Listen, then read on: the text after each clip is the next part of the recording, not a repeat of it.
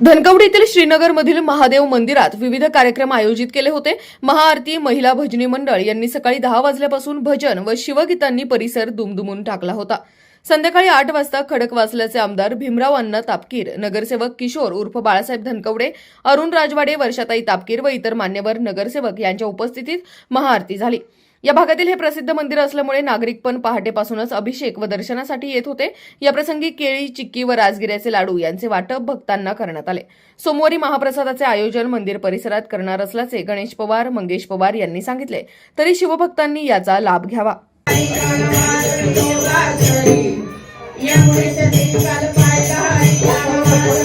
पाणी आहे का? पाणी आहे?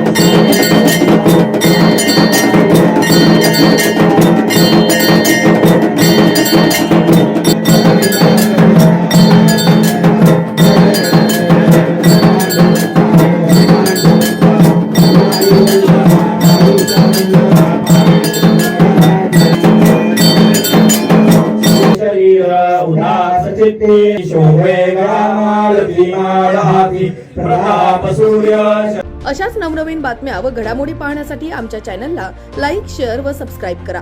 टॉप न्यूज पुणे जाहिराती व बातम्या देण्यासाठी संपर्क मुख्य संपादक कैलास गायकवाड।